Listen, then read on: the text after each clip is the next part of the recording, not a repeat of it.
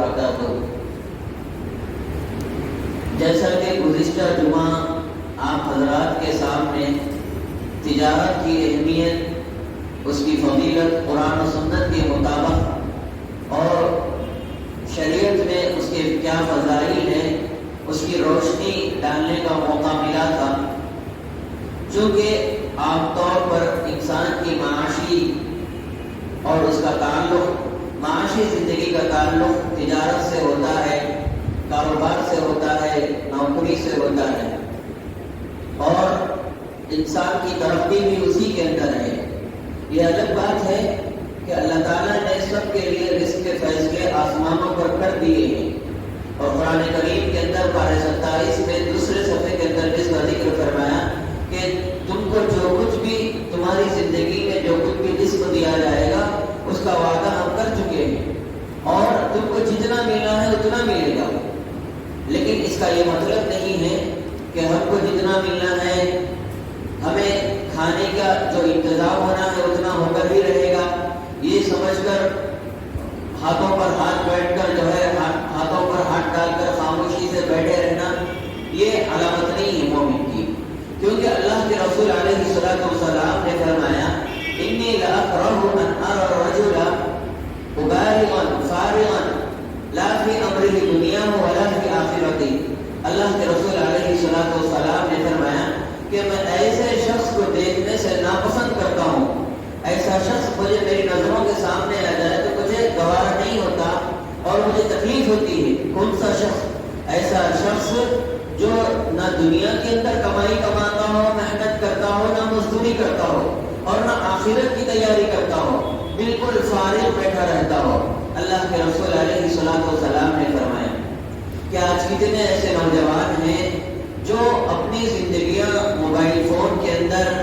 یا پھر دیگر اشیاء کے اندر ٹائم پاس کے اندر گزار رہے ہیں۔ اللہ کے رسول علیہ الصلوۃ والسلام نے 1400 سال پہلے ہی ایک مسلم جنریشن، ایک نوجوانوں کو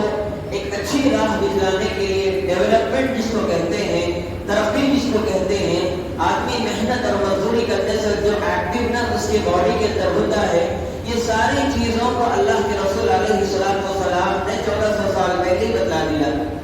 کہ جب بندہ خاموش رہتا ہے، کچھ کرتا نہیں، کچھ کام نہیں کرتا، پڑھتا بھی نہیں، چلو بھائی پڑھتا ہے، پڑھنے میں اپنی لائف گزار رہا ہے تو الگ بات ہے، لیکن پڑھائی ہو گئی، سب کچھ ہو گیا ہے، لیکن اس کے باوجود بھی وہ خالی ہے۔ اللہ کے رسول علیہ الصلوۃ والسلام نے فرمایا کہ فارغ آدمی جو خالی رہتا ہو، ایسے شخص کو دیکھنے سے مجھے تکلیف پہنچتی ہے۔ تو میرے دوستوں، آج کے نوجوانوں کو اس حدیث کو پڑھنے کی، اس کو سمجھنے کی ضرورت ہے۔ کتنا بڑا طبقہ ہے مسلمانوں کا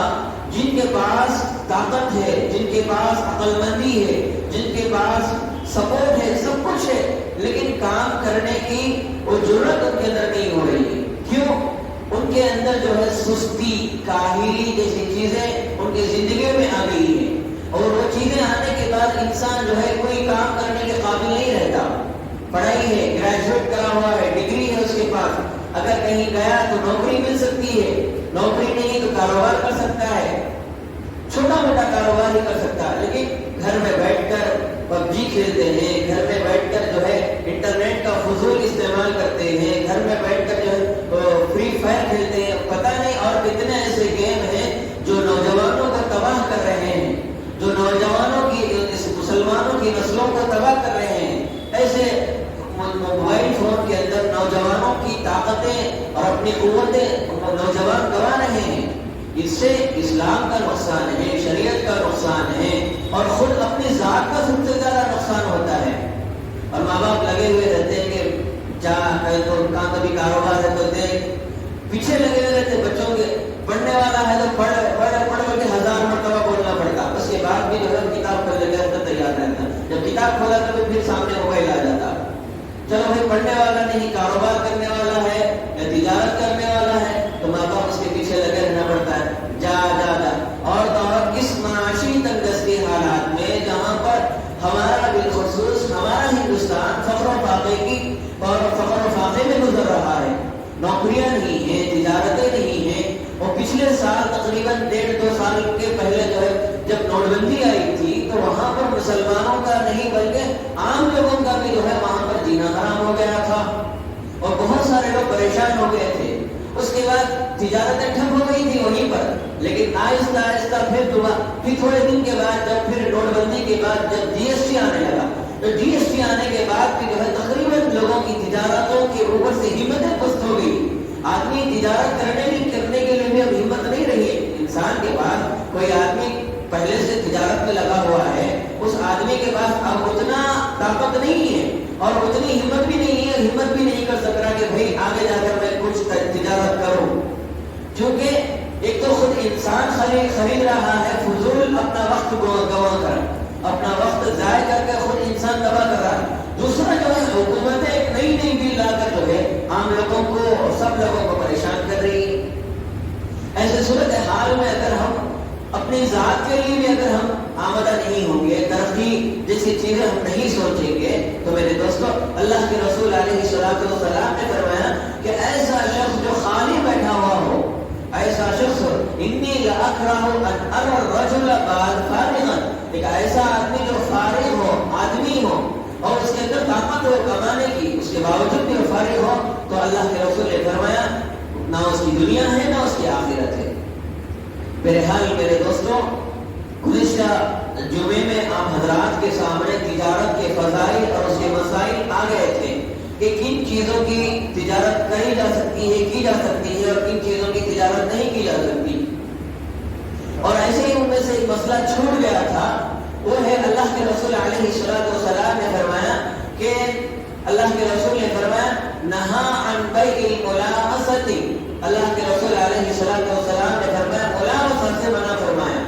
کہ جو آج کل ایگزیبیشنز وغیرہ میں ہوتا یہ ہے کہ آدمی کے پاس یعنی کچھ رنگ ہوتی ہے اور رنگ اگر جس مال کے اوپر ڈال دیا جائے تو جو ہے اس کی ہو جاتی ہے, وہ ملکیت اس کی ہو جاتی ہے. کیونکہ آپ ایگزیبیشن کے اندر جب جاتے ہیں تو بہت ساری چیزیں دیکھنے کو ملتی ہیں, اس میں سے ایک چیز ہے کیونکہ جاہلیت میں, زمانے جاہلیت میں لوگ ایسے اس طرح کی خرید و فروخت کیا کرتے تھے کہ کچھ سامان ہوتا تھا, اس کے اوپر ہاتھ رکھنے سے یا پھر اس کے اوپر کوئی چیز پھینکنے سے چیز ان کی ملکیت میں ہو جاتی تھی. اگر وہ چیز ان کے اوپر نہیں گئی, مثال کے طور پر کوئی ایک رنگ ہے فلاں چیز کے اوپر ڈالنے سے جو ہے وہ چیز آپ کی ہو جاتی, اگر یہ شرط ہے, اگر اس کے بجائے کہیں دوسری جگہ گر گئی, نیچے گر گئی, تو فائدہ کس کا ہے؟ نقصان اس کا ہے اور فائدہ جو ہے دکان والے کا ہے. اور شریعت اس سے منع کرتی ہے کہ تجارت ایسا ہونا چاہیے جس میں خریدنے والے کا بھی فائدہ ہو, بیچنے والے کا بھی فائدہ ہو, دونوں کا فائدہ ہو. اب اس میں کیا ہوتا ہے, جب ایک رنگ آپ پھینک دیتے ہیں کسی چیز پر تو خریدنے والا جو ہے خسارے میں ہو جاتا ہے, گھاٹے میں چلے جاتا ہے, اور جو بیچنے والا ہوتا ہے, تاجر جو ہوتا ہے, فائدے میں ہو جاتا ہے. اور شریعت اس سے منع کرتی ہے ہر وہ بیع, ہر وہ تجارت جس میں دونوں کا نفع ہو, ایسی تجارت کی اجازت دی گئی ہے اسلام کے اندر. شریعت کے اندر ایسی تجارت کی اجازت دی گئی جس میں دونوں کا بھی فائدہ ہو, کسی ایک کا فائدہ نہ ہو. یہ جو لائف انشورنس جو کراتے ہیں یا پھر آج کے زمانے میں میرے دوستوں دیکھیے کوئی ایک ایسا بندہ بھی نہیں ہے, کتنا بھی بڑا عالم دین ہو یا مفتی ہو, کوئی بھی ہو, آج کا جو ہندوستان کا رہو یا باہر ممالک کا رہو, بینکنگ کا جو نظام ہے, معاشی جو زندگی کا جو نظام ہے, اس میں جو ہے بہت ساری چیزیں ایڈیشن ہو گئی ہیں پہلے کے مقابلے میں. مثال کے طور پر پہلے آدمی گاڑی خریدتا تھا تو صرف گاڑی کی جو قیمت ہوتی تھی وہ قیمت دینا پڑتا تھا, لیکن آج جو ہے انشورنس جو آ گیا ہے, آدمی نہیں چاہتے پر بھی اس کا انشورنس کرانا ہی پڑتا ہے. آدمی نہیں چاہتے پر بھی اس کا انشورنس کرانا ہی پڑتا ہے. اگر نہیں کرائے تو آپ کو جو ہے ٹریفک پولیس والے روکیں گے اور اس کا جرمانہ اس کو ادا کرنا پڑے گا. یہ ساری چیزیں ہیں. تو بینکنگ کے اندر بھی ایسی بہت ساری چیزیں آ گئی ہیں جو مجبوراً انسان اس کا عادی ہو گیا ہے. تو میرے دوستو آج کا جو موضوع ہے وہ ربا کے تعلق سے ہے. تجارت کا ایک اہم حصہ وہ ہے, تجارت جو ہے پاک ہونا چاہیے, صاف ہونا چاہیے, حلال مال کا ہونا چاہیے اور حلال اشیاء کا بھی ہونا چاہیے, اور ایسی چیزوں سے بیچنے سے منع کیا گیا ہے جس سے نقصان ہوتا ہو, جس میں شریعت منع کی گئی ہو. شریعت نے جس کا منع کیا ہو ایسی چیزوں کا بیچنا بھی حرام ہے.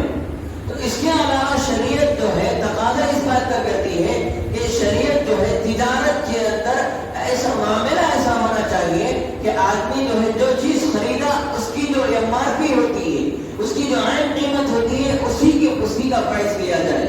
یہ شریعت اس کا تقاضا کرتی ہے. مثال کے طور پر پانی کا باٹل ہے،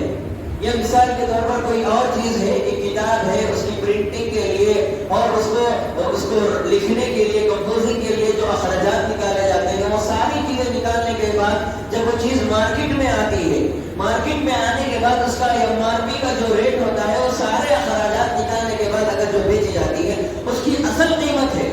اس کی جو اصل قیمت میں اگر بیچا جا رہا ہے تو درست ہے. اگر اس کے علاوہ اس کی جو اصل قیمت ہے اس سے بڑھ چڑھ کر لینا، اس کو شریعت نے منع فرمایا ہے. قرآن کریم کی جو آیت میں عام حضرات کے سامنے تلاوت کیا ہو، اللہ تبارک و تعالیٰ نے فرمایا یا ایھا الذین آمنوا لا تأکلوا الربا اضعافا مضاعفا، کہ تجارتوں میں بڑھ چڑھ کر کھانے سے روک لو. اے ایمان والو، تجارتوں میں بڑھ چڑھ کر کھانے سے. اور عام طور پر تجارتوں میں آدمیوں کی، کچھ لوگوں کی مجبوری ہوتی ہے کہ آدمی کوئی چیز خریدنا چاہتا ہے، آدمی کی ضروریات ہوتی ہے، موبائل فون ہے یا پھر گاڑی ہے یا رہنے کے لیے گھر کے جو ضروری اشیاء ہوتے ہیں، ان چیزوں کے خریدنے کے لیے آدمی کے پاس پیسے نہیں ہوتے. چیزوں کے خریدنے کے لیے آدمی کے پاس پیسے نہیں ہوتے، اور آدمی مجبوراً کیا کرتا ہے، یا تو قرض لیتا ہے. کسی کے پاس اسلام کے اندر جو ہے سب سے اہم چیز جو ہے نا، آدمی کو اپنی کمائی، حلال کمائی سے کوئی چیز خریدنا ہے تو حلال کمائی سے خریدنا ہے، اور حلال کمائی، کپڑا، سب کچھ حلال چیز استعمال ہونا ہے. اگر آدمی کی ضرورت ہے یا آدمی کو گھریلو چیزوں کی کوئی ایسی ضروریات ہے جہاں ضرورت تقاضا کرتی ہے اور اس کی تنخواہ بھی کم ہے، وہ ادا نہیں کر سکتا، تو ایسی صورتحال میں شریعت اس بات کی اجازت دیتی ہے کہ تم امانت دار ایسے شخص کے پاس سے قرض حسنہ لیو. قرض حسنہ کہتے ہیں ایک مومن بندے کے پاس سے ایک آدمی کو 10,000 روپے کی ضرورت پڑی، آپ ایک مومن بندے، ایماندار اور دیانتدار عقل مند کے پاس جا کر بولے کہ بھائی مجھے 10,000 کی ضرورت ہے، میں آپ کو 1-2 مہینے کے اندر ادا کر دوں گا، چاہے تو ون شاٹ میں پورا پیمنٹ آپ کو دے دوں گا، یا پھر جو ہے قسطوں میں، یعنی 1 مہینہ 5,000 اور 1 مہینہ 5,000، اس طرح کر کے میں آپ کا جو قرض ہے یہ قرض میں آپ کو ادا کر دوں گا. تو قرض حسنہ کی یہ صورت ہے، اسلام اس کی اجازت دیتا ہے، اور اسلام اس کی اجازت نہیں بلکہ ترغیب بھی دیتا ہے. کیونکہ آج کل جو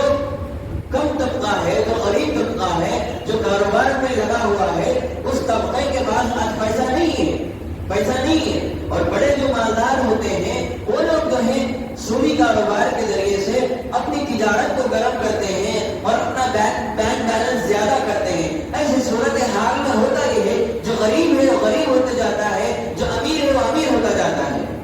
جو امیر ہے وہ امیر ہوتا جاتا ہے. 10,000 روپے آپ کسی امیر آدمی کے پاس سے لیں، کوئی بھی، کیونکہ ہر امیر آدمی ایسا نہیں ہوتا، بعض لوگ اچھے بھی ہوتے ہیں، دیانتدار بھی ہوتے ہیں، کچھ لوگ ہوتے ہیں جو سود پر پیسہ دیتے ہیں، کوئی اور چیز بھی دیتے ہیں. اگر ان کے پاس سود کے لیے اگر آپ پیسہ لیے ہو یا دیے ہو، یہ دونوں بھی شریعت کے اندر اس کی اجازت نہیں ہے. لینا اور دینا دو بھی جرم ہے، لیکن اس میں نقصان، سب سے زیادہ نقصان جو ہوتا ہے وہ لینے والے کا نقصان ہوتا ہے، دینے والے کا فائدہ ہوتا ہے. اور اللہ کے رسول علیہ الصلوۃ والسلام نے لعنت فرمائی، لعن رسول اللہ صلی اللہ علیہ وسلم آکلہ و موکلہ. اللہ کے رسول علیہ الصلوۃ والسلام نے لعنت فرمائی ہے ایسے شخص پر، لعنت فرمائی ہے ایسے شخص پر جو سود لیتا بھی ہو اور دیتا بھی ہو. تو اللہ کے رسول علیہ الصلوۃ والسلام کی سب سے بڑی وعید ہے. تو میرے دوستو، قرض کا جو مسئلہ ہے، امانتدار، ایماندار اور دیانتدار آدمی کے پاس سے جتنا بھی آپ کو قرض لینا ہے،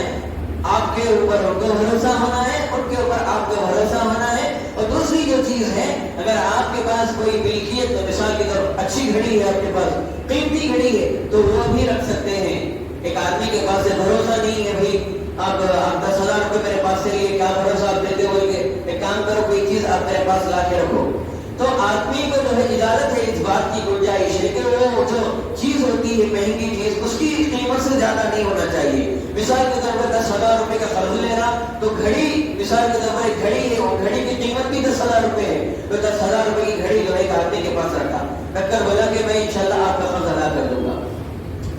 لیکن یہ درست ہے لیکن اس سے بڑھ کر اگر آپ جو ہے 10,000 کے بجائے آپ جب ریٹرن میں آپ دیں گے تو 12,000 روپے دیں گے، 12,000 روپے دیں گے یا 11,000 روپے، کیونکہ جو زیادتی ہوتی ہے نا وہ ربا کہلاتا ہے، اور اسلام اس کی اجازت نہیں دیتا۔ احل اللہ البیع وحرم الربا، اللہ تعالیٰ نے بیع کو، تجارت کو حلال قرار دیا ہے، اور ربا اور سود کو حرام قرار دیا ہے، سود کو حرام قرار دیا ہے۔ یہ جو کچھ بھی ایکسٹرنل ہوتا ہے، جو زیادہ ہوتا ہے، یہ سب سود کے اندر آ جاتا ہے، یہ سود کے اندر آ جاتا ہے۔ اور جب آدمی قرض لیتا ہے تو قرض کے مسئلے کے اندر بھی اللہ تبارک و تعالیٰ نے فرمایا،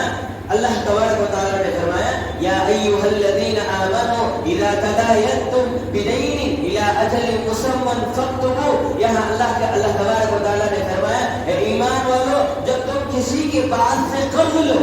جب تم کسی کے پاس سے قرض لو، پیسہ لو، تو ایسی صورتحال میں تمہارے لیے ضروری ہے کہ دو گواہوں کے سامنے جو ہے آپ اس کو لکھایا کرو۔ مسمى فاکتبوہ، مسمى کہتے ہیں جو کچھ بھی آپ رقم لے رہے ہیں، 10,000 20,000 آپ کے دوست کے پاس سے لے رہے ہوں یا اپنے قریبی اپنے بھائی کے پاس سے، اسلام بالکل ایسے معاملات میں خاص طور پر جو ہے صاف انداز میں ڈنڈی کی چوٹ پر یہ کہتا ہے کہ تم اس کو لکھ لیا کرو، کیا پتا وہ کل رہے یا نہ رہے، کس کو پتا، وقت کسی کا بھی نہیں بول سکتے۔ اور دوسری بات، اگر وہ بدل گیا، نہیں لیے ان کی وجہ سے کیا کر سکتے ہیں؟ مثال کے طور پر ایک سگا بھائی ہے، 10,000 روپے لیا، بھائی لیاش نہیں ہو کے ٹھہر گئے تو آپ کیا کر سکتے؟ کوئی پروف آپ کے پاس کوئی پروف نہیں ہے۔ تو اسلام یہ ایفیڈیوٹ بناتا ہے کہ آج کی جو ایفیڈیوٹ جو ہم بنا رہے ہیں، تو اس کے مقابلے میں 1400 سال پہلے اللہ تبارک و تعالیٰ نے ہم کو اس بات کا حکم دیا کہ جو کچھ بھی معاملات ہو آپ کے، اس کو لکھ لیا کرو، اس کو لکھ لیا کرو دو گواہوں کے مقابلے میں سامنے رکھ کر۔ یا ایھا الذین آمنوا اذا تداینتم بدین الی اجل مسمى فاکتبوہ ولیکتب بینکم کاتب بالعدل، اور جو کچھ بھی تم جس کے سامنے لکھ رہے ہو بالعدل، وہ عدل کرنے والا ہو، انصاف کرنے والا ہو، انصاف کرنے والا ہو۔ تو میرے دوستو، سود بہت بڑی غربت کی چیز ہے، اور اس کی ممانعت شریعت کے اندر جگہ جگہ فرمایا گیا ہے۔ سود ایک بہت گندی چیز ہے،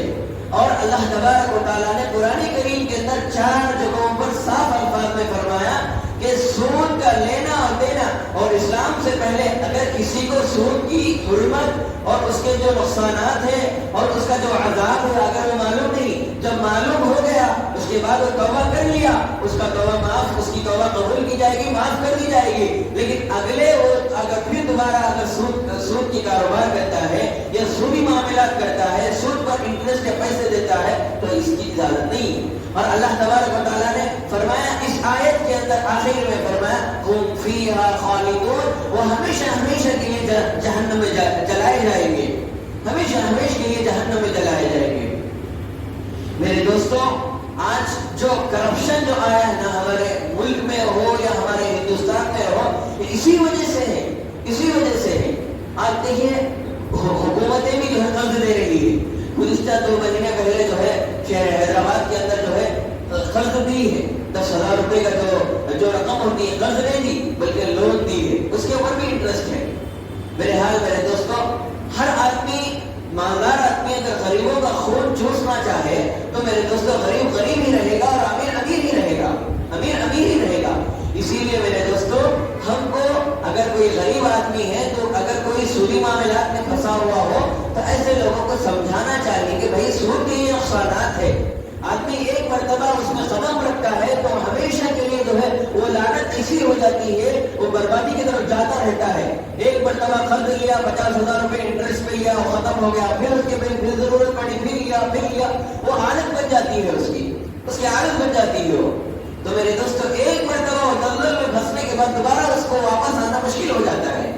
اللہ کے رسول علیہ السلام نے فرمایا الربا 72 بابا ادناها مثل اتيان الرجل امه۔ اللہ کے رسول علیہ السلام نے فرمایا کہ اسلام کی شریعت کے جو 72 دروازے ہیں،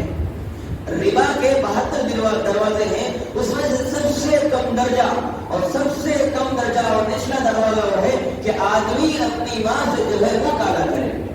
آدمی اپنی ماں سے، اپنی سگی ماں سے جو منہ کالا کرنا سب سے بڑی بدبختی کی علامت ہے۔ میرے دوستوں، سوچنے اور سمجھنے کی بات ہے فکر کرنے کی ضرورت ہے کہ کتنی بڑی وعید ہے اللہ کے رسول علیہ السلام نے ہم کو بتلائی ہے۔ اسی لیے میرے دوستو ہم کو ایک تو سود کے معاملات کو رفع دفع ختم کرنا ہے، اور دوسرا جو ہے ہمارے محلوں میں ایسا نظام قائم کرنا ہے جو بالکل سود سے پاک ہو، سود سے پاک ہو۔ جس وقت اس مسجد کا یہ جو مسجد ہے نور مساجد، جب اس کی جو چابی جس وقت ہمارے جناب عارف صاحب کے ہینڈ اوور کر دی گئی تھی، اس وقت مسجد کے تعلق سے چند آئین اور کچھ بنیادی چیزیں سامنے لائی گئی تھی۔ مسجد کے اندر جو ہے بہت سارے عزائم ہم نے سوچے تھے، جیسے مسجد کے ایریے کے اندر جتنے مسلم بھائی ہیں ان کو جو ہے اگر کوئی پریشان حال ہے، اگر ان کو پیسوں کی ضرورت ہے، قرض حسنہ دینا، ان کو بغیر سود کی جو ہے ان کو 10,000 روپے، مثال کے طور پر کسی آدمی کو 5,000 کی ضرورت ہے تو 5,000 روپے ان کو دینا، اور ایک مدت ایک فکس کر دے کے جو ہے 2 مہینے 3 مہینے کی جو ہے ان کو ایک ٹائم دے کر جو ہے اتنا ٹائم ہے، یہ ٹائم میں جو ہے اپنا قرض جو ہے ادا کر دو۔ تو یہ صورت ہم نے جو ہے مسجد کے جو عزائم ہم نے سوچے تھے، جب انشاءاللہ کرونا وائرس ختم ہو جائے گا آہستہ آہستہ انشاءاللہ اللہ کی ذات سے امید ہے، اور محلے کے جو افراد ہیں جن کو اللہ تعالیٰ نے مان لیا ہے، میں ان لوگوں سے بھی گزارش کرتا ہوں وہ لوگ سامنے آئے اور کچھ ایسا اپنی کمائی میں سے پاک پیسہ جو ہے، صاف کمائی جو ہے کچھ انویسٹ کرے، ایک 50,000 روپے 1 لاکھ روپے کی جو رقم جو ہے مسجد کے نام پہ ڈپازٹ کر دے کہ بھائی مسجد کے نام پہ 1 لاکھ روپے کی رقم ہے، اور اس 1 لاکھ روپے میں سے جو ہے مسجد کے ذمہ دار یہ کریں گے کہ مسجد کے گھر کے پاس یا مسجد کے افراد جو گھر ہوں گے اس میں اگر کوئی غریب ہوگا، پیسوں کی ضرورت ہوگی، اس کو قرض حسنہ دیں گے۔ 10,000 کی ضرورت ہے تو 10,000، 5,000 کی ضرورت ہے تو 5,000 روپے دیں گے۔ تو یہ ایک اسکیم ہم لوگ انشاءاللہ سوچے تھے۔ اس کے علاوہ اور بھی بہت ساری چیزیں، جیسے آج کل جو ہے مسجد کے جو میرج کے جو اسکیمز چل رہے ہیں باہر، یا پھر آدھار کارڈ کے اندر نام کا ایڈیٹنگ کا جو مسئلہ ہے، کسی کا نام غلط ہو جاتا ہے، راشن کارڈ کا مسئلہ ہے، یہ ساری چیزیں انشاءاللہ مسجد کے پلیٹ فارم سے ہمارے کرنے کے عزائم ہیں۔ کیونکہ جو ہے باہر آپ جائیں گے تو زیادہ رقم آپ کو دینا پڑے گا، آپ کا وقت بھی لگے گا، تو جو ہے ہم یہ سوچیں کہ مسجد کے اندر ایک ایسے شخص کو باقاعدہ، الحمدللہ شہر بنگلور کے اندر جو ہے ہمارے ایک دوست ہے جو عالم دین ہے، مستقل مسجد کے اندر جو ہے انٹرنیٹ کی فیسلٹیز دیتے ہوئے اور ایک آفس لگا کر مسجد کے احاطے میں جو افراد ہوتے ہیں، غریب طبقہ ہوتا ہے، اس طبقے کو جو ہے ان کے آدھار کارڈ کے اندر کوئی اگر غلط نام ہے تو اس کو صحیح کرانا، یا دیگر جو چیزیں ہوتے ہیں انٹرنیٹ سے می سیوا سے جو تعلقات ہوتے ہیں اس کے، وہ ساری چیزیں جو ہے مسجد کے پلیٹ فارم سے اگر کریں گے تو 2 چیزیں اس میں فائدہ ہوگا۔ ایک فائدہ یہ ہوگا کہ لوگ جو ہے مسجد سے جڑیں گے، سب سے بڑی بنیادی چیز یہ ہے کہ لوگوں کا تعلق مسجد سے جڑے گا، اور دوسرا تعلق جو ہے آدمی اگر باہر جائے گا تو کمیشن دے گا، زیادہ پیسہ لگائے گا اور زیادہ اس کا وقت بھی برباد ہونے کا چانس ہے۔ تو مستقل جو ہے شہر حیدرآباد کے اندر بھی اور بنگلور کے اندر بھی اور مختلف بڑے شہروں کے اندر جو ہے یہ نظام شروع کیا جا رہا ہے کہ مسجد کے احاطے سے سارے کام انجام دیے جائیں، اور دور نبوت کے اندر آپ صلی اللہ علیہ وسلم کے زمانے میں جتنے بھی فلاحی کام ہو، رفاہی کام ہو، سماجی کام ہو اور معاشی کام ہو، یہ ساری چیزیں یہاں سے فیصلے کیے جاتے تھے۔ مسجد ایک گڑھ ہوتا تھا، ایک مرکز ہوتا تھا جہاں پر لوگوں کی آمد و رفت ہوتی تھی۔ ایک گاؤں سے بھی آدمی آتا تھا تو وہاں پر جو ہے کوئی ایک صحابی بیٹھ کر ہوتا تھا مسجد کے اندر، صحابی سے اپنا مسئلہ پوچھتا تھا کہ بھائی میں نماز کے اندر میرا وضو ٹوٹ گیا اور وہ میرا وضو جو ہے میرے ہاتھ کو پٹی لگی ہوئی ہے، میرا وضو کیسا کرنا، یہ سارے مسائل جو ہے مسجد کے پلیٹ فارم سے ملتے تھے۔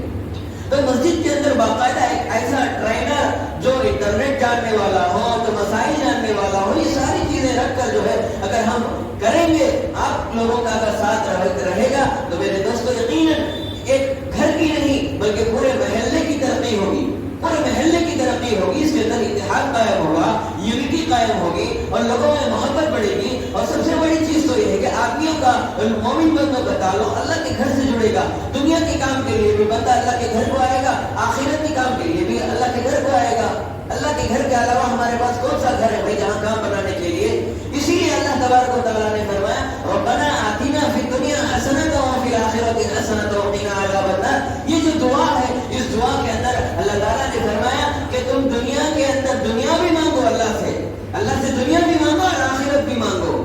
ایسا نہیں کہ صرف ہم آخرت مانگ رہے ہیں، آخرت آخرت آخرت نہیں میرے دوستو، اسلام اس بات کا تقاضا کرتا ہے، شریعت اس بات کا تقاضا کرتی ہے کہ ہم دنیا کے اندر بھی کامیاب رہیں اور آخرت کے اندر بھی کامیاب رہیں، دونوں کے اندر کامیاب رہنا یہ مومن کی علامت ہے۔ اسی لیے اللہ کے رسول نے فرمایا ایک فارغ آدمی، نوجوان آدمی جو ہٹا کٹا ہو، کام کرنے کے قابل ہو، طاقت ہو اس کے پاس، لیکن وہ خالی بیٹھا ہوا ہے، گھر میں بیٹھ کر انٹرنیٹ پر اپنا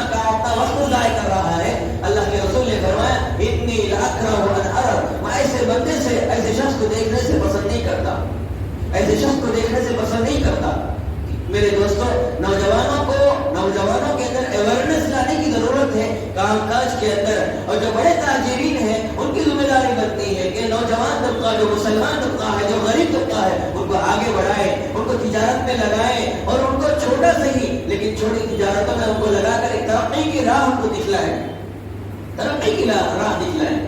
میرے دوستو، اسلام جو ہے ہم کو دنیاوی اعتبار سے اور اخروی اعتبار سے رہنمائی کر رہا ہے، ہم اس کو سمجھنے کی ضرورت ہے، اس کو پرکھنے کی ضرورت ہے کہ ہمارا جو بھی مسئلہ ہے شریعت کے مطابق ہے یا نہیں ہے، ہماری تجارت شریعت کے مطابق ہے یا نہیں ہے،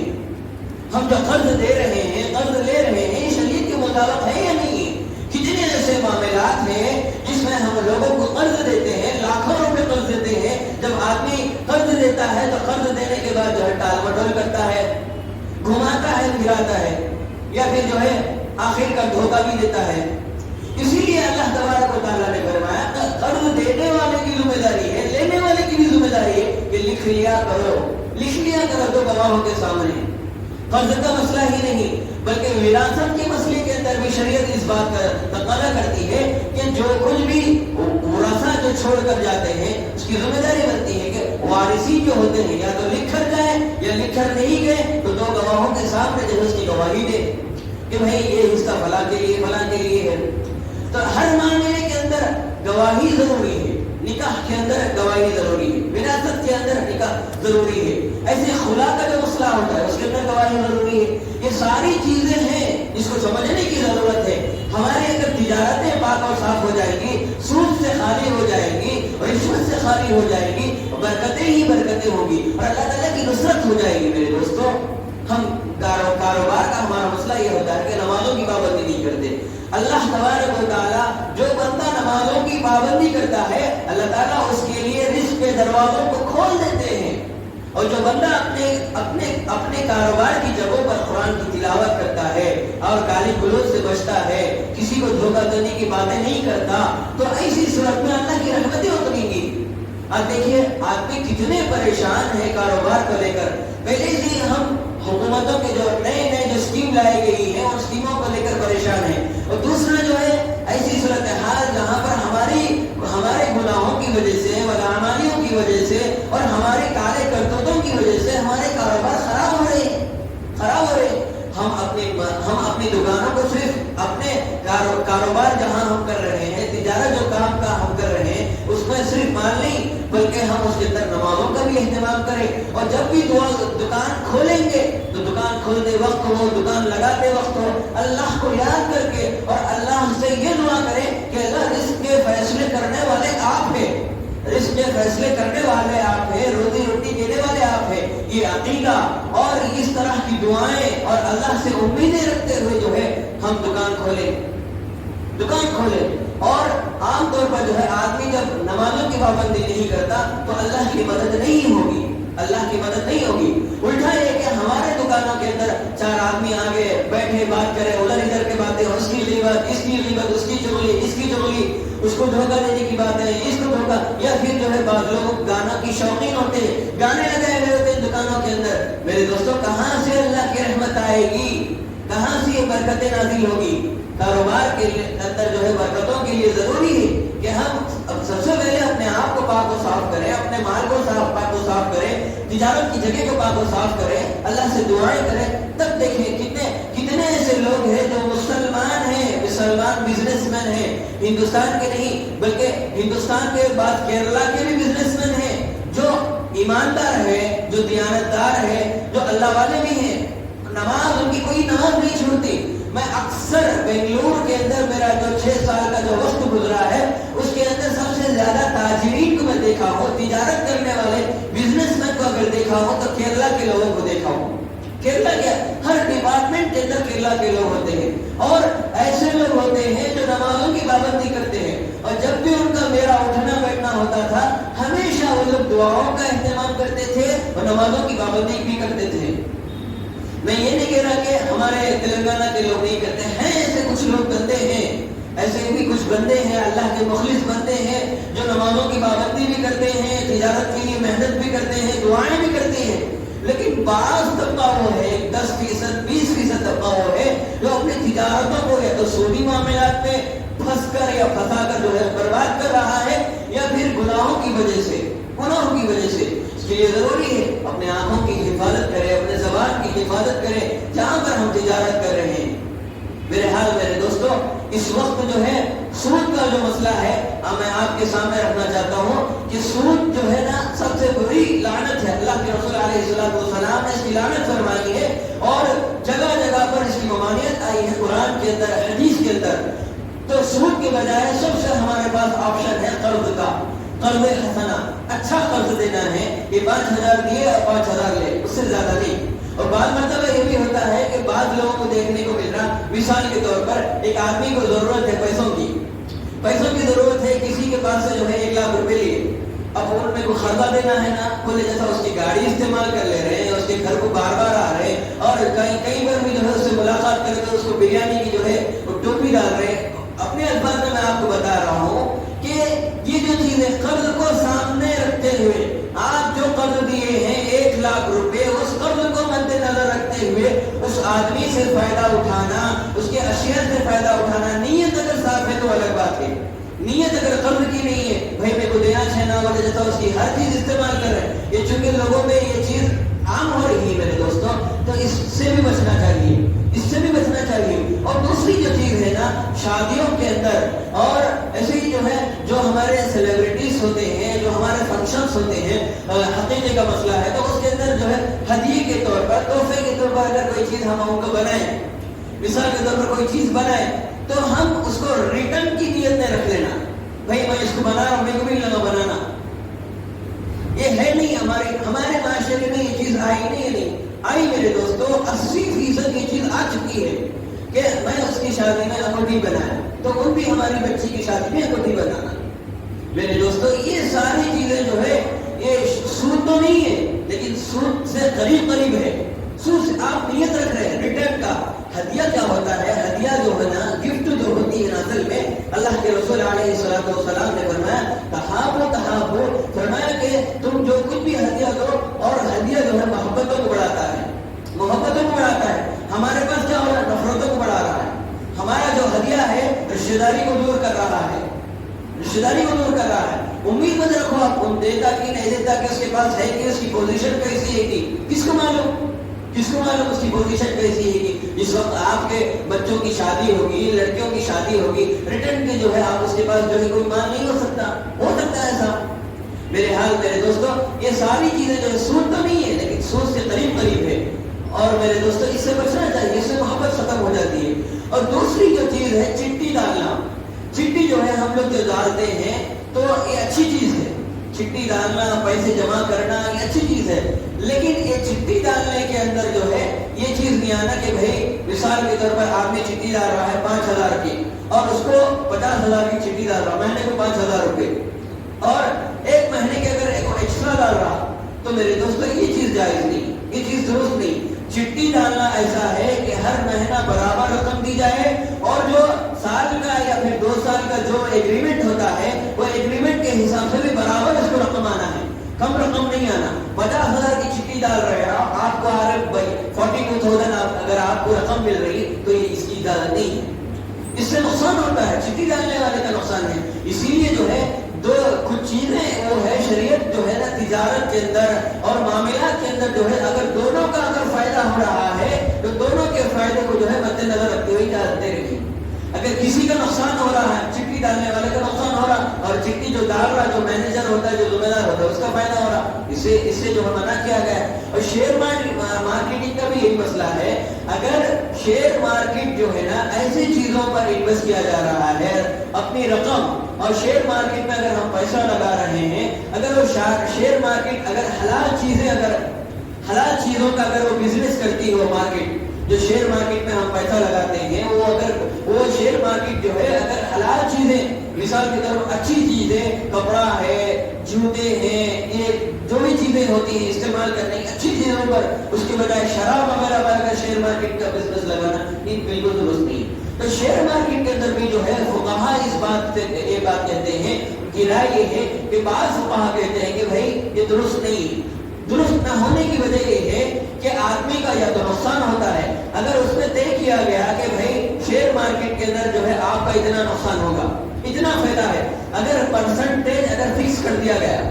جو پرسنٹیج ہوتا ہے، مثال کے طور پر ایک آدمی مارکیٹ میں پیسہ لگایا، انویسٹ کیا، 1 لاکھ روپے، 5 لاکھ روپے لگایا، 5 لاکھ روپے لگایا، اور جو پروفٹ ہوتا ہے، اگر وہ پروفٹ جو ہے پرسنٹیج کے حساب سے، جو پرسنٹیج ہوتا ہے اگر اس کے حساب سے اگر فکس کر دیا گیا، آپ کو 5 لاکھ روپے پہ جو ہے اتنا فائدہ آتا، تو یہ جو فکسنگ ہے نا یہ درست نہیں ہے اسلام کے اندر، اسلام کے اندر اس کی اجازت نہیں ہے۔ اور اسی لیے بینک سے جو لون لیا جاتا ہے یا بینک سے جو ہے جو رقم لیا جاتی ہے، اور یہ ساری چیزیں جو ہے یہی ہے، اس کی صورت یہی ہے کہ آدمی کو ایک طرفہ فائدہ ہو رہا ہے، دوسری طرف کمپنی کو نقصان ہو رہا ہے، اسلام اس کی اجازت نہیں دیتا،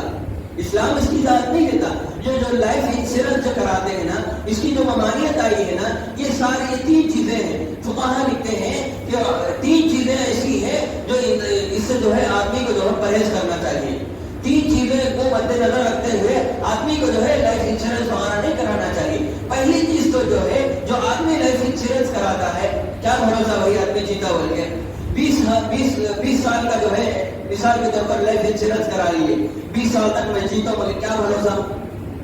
اب تو بھروسہ نہیں ہے انسان کا کرونا وائرس کی وجہ سے، اب ہے 1 گھنٹے کے بعد میں رہتا آدمی، ایسا اتنے حالات نہیں ہوئے۔ ہمارے خود مسلی عصر کی نماز میں، ظہر کی نماز میں تھے، عصر میں اطلاع میں انتقال ہو گیا۔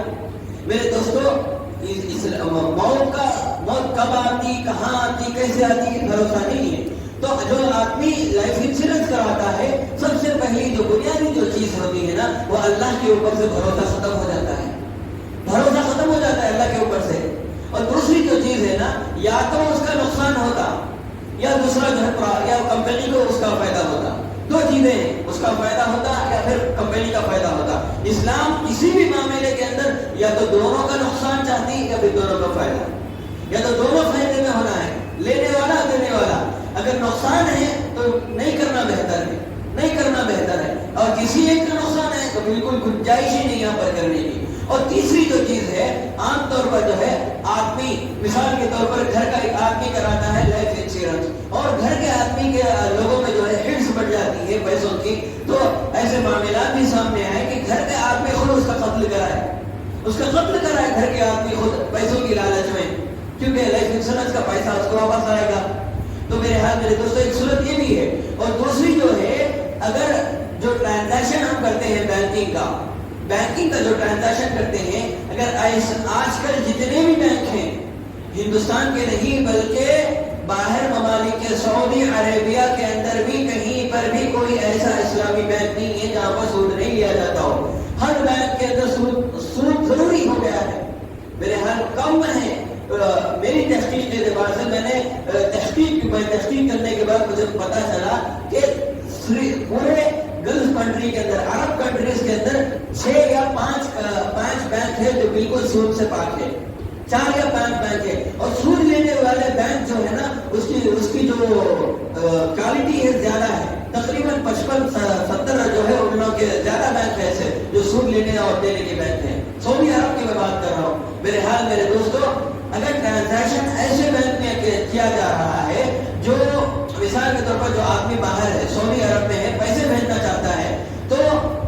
بظاہر ہے آدمی جو ہے جب پیسے بھیجتا ہے تو اس کے لیے کوئی چارہ نہیں ہے، تو ایسی صورت میں جو ہے ٹرانزیکشن کے حد تک جو ہے اسلام اس کی اجازت دیتا ہے۔ لیکن اس کے علاوہ ڈپازٹ کا جو مسئلہ ہے، بینک میں رقم جو ڈپازٹ کرتے ہیں، آدمی اس نیت سے ڈپازٹ کرتا ہے کہ بھائی میں جو ہے 10 لاکھ روپے بینک میں ڈپازٹ کر رہا ہوں، اور اس کی جو رقم آ رہی ہے 10 لاکھ کے بدلے میں جو ہے مجھے ہر سال جو ہے اتنا پرسنٹیج 10%, 12% جو فائدہ مجھے پہنچ رہا ہے میرے دوستوں، یہ بالکل حرام ہے. اس کا جو ہے تعلق سود سے ہے، ربا سے ہے، اور یہ زیادتی ہے. اسلام زیادتی کو پسند نہیں کرتا. اور اگر بینک اس بات کی شرط لگا رہی ہے، اور جو میں آپ کے سامنے جو بینک کا ذکر کیا تھا، 4-5 جو بینک ہے اسلامی بینک جو شریعت کے حساب سے چل رہے ہیں، تو میرے دوستوں ان بینکوں کی بھی جو ہے کچھ کنڈیشنز ہے. وہ بینک یہ کہتے ہیں کہ بھائی اگر آپ کی رقم 10 لاکھ روپے جمع کریں گے، ہمارے اسلامی بینک ہے، اسلامی بینک کے اندر